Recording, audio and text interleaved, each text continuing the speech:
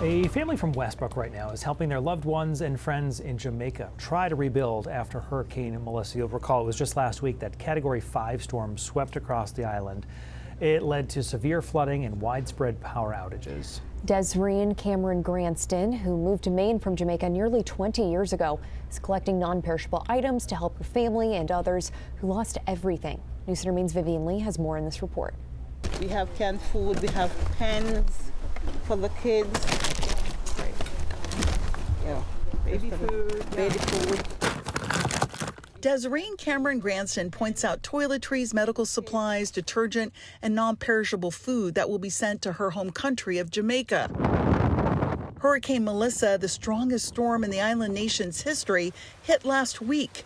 Desireen, who moved to Maine 18 years ago for a better life, says waiting to hear from her family has been agonizing. One of my sisters, the other one, my niece, since the storm, I haven't heard from her. Entire communities were destroyed or cut off after the Category 5 storm. Desireen, her husband, and their daughters Nikisha and Okada quickly began gathering emergency supplies from Maine's Jamaican community and others.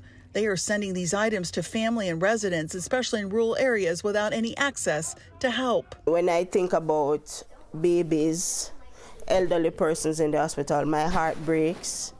It brings tears to my eyes. So what do you need? Medical support supplies, rice, tin stuff like sardines, cereals, any food product right now will help. Buildings that were, completely mudded out, flooded out. I know that a lot of the vehicles that they have are immobilized because they're completely packed over in mud. Earlier this week, the Salvation Army's Eastern Territory Emergency Disaster Services sent trained staff to Jamaica to help with response and recovery. The clean water, the emergency food, like I mentioned, the emotional spiritual care, and right now we're working with international and national partners to get more aid over there. This one's full of shoes. Desireen's friend and co-worker Emma Boucher is collecting clothing and other supplies as well. She helped start a GoFundMe to raise $22,000 to ship 10 barrels, possibly a large crate of medical supplies, to Jamaica. It's not only the cost of the shipping, but for the entire process.